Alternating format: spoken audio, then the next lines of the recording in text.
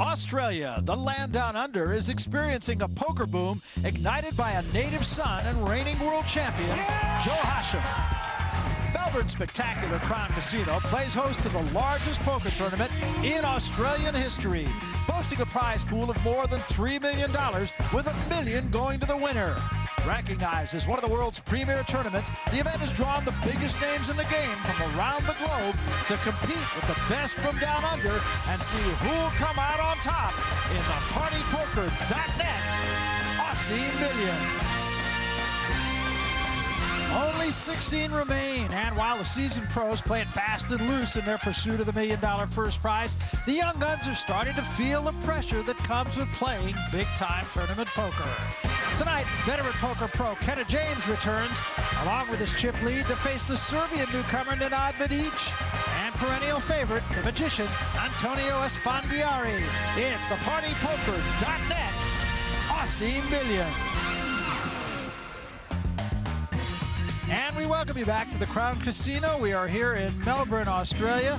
I'm Barry Tompkins, along with noted poker author Michael Koenig. Let's take a look at where we stand at our main table here. Kenneth James, 1,155,000 chips now. Nenad Medic, despite some tough luck, at 638. Kathy Liebert right with him. Robert Neary has been in contention the entire time. It's a great table, I think, Michael. Well, Kenneth James having more than double or 3 times his nearest competitor is going to be more than a minor nuisance. I mean, this is going to be a guy, you don't want to give Kenneth James a whole bunch of extra chips to play with, because he will make your life miserable. Pocket sevens for Liebert. Neary, and we mentioned this last week, but he's a guy that when he has a hand to play, he generally wins it. The blinds are 3,000 and 6,000. Everybody has anteed 1,000. So 3 players to the flop here.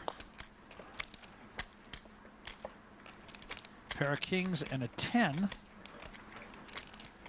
And Liebert looking very, very good here.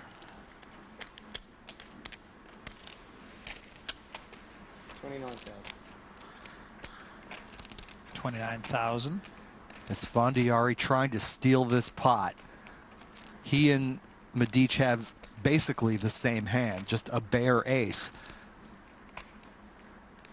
And Kathy Liebert with her pair of sevens has got to be feeling pretty good, so long as she doesn't give one of her opponents a king.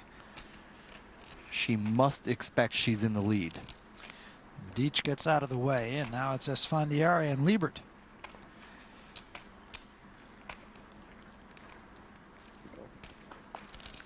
Liebert going to call, and a jack on the turn.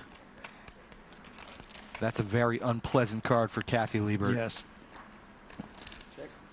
There's a flush draw out there, straight draw, 3 overcards to her 7.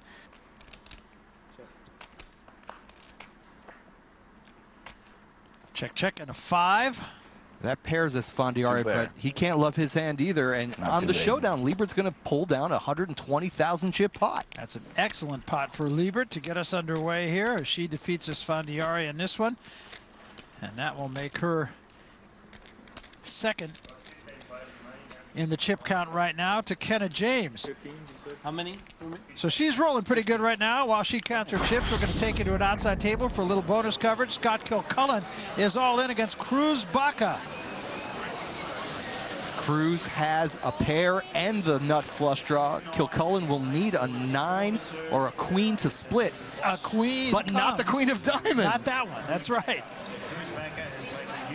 So Kilcullen will be done. He will finish in 16th place at a paycheck in excess of $25,000. And Cruz Baca cruises past Kilcullen. Had the ace. We both had. I thought he was trying to bully me out with the ace since he had a bigger stack. I went all in on him. He called me and he had enough flush, and the rest is history. And there I am. Not bad though. 25,000 and change for Kilcullen. Meanwhile, back at our main table, Robert Neary, an 8-6 suited. He'll get rid of that. Esfandiari with an ace-5 will bet. And we'll get some competition.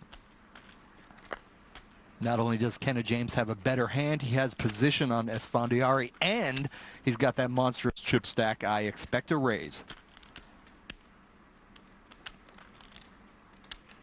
I'm going to raise. All right, you were right. Standard play there on the button.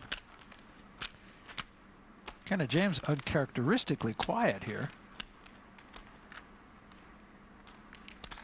Busy keeping an eye on all those columns in front of him. Really? He's over $1 million in chips. He's made it 74,000 to go. Esfandiari, I can't see calling here, especially since Kenna James is one of the players at the table that can bust him. In tournament poker, Barry, you are always trying to avoid confrontations with people who can put you out of the tournament. And for Kenna James, right now, that's no one. So he's not trying to avoid anybody. Everybody else is trying to stay out of his way. Esfandiari looks like he may be reconsidering here. Yeah, and Esfandiari has the unfortunate position of being directly to the right of Kenna James. That means the chip leader will act after Esfandiari just about every hand.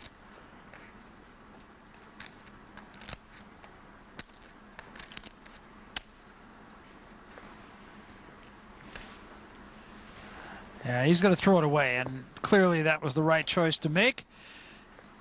Didn't know he was staring an ace-queen in the face. In fact, he was, and he kind of sensed that. So Esfandiari will just think about another hand, but let that one go to Kenna James, who is already our chip leader. We're in Melbourne, Australia. You're watching the PartyPoker.net Aussie Millions. It's brought to you by PartyPoker.net, the world's largest poker school.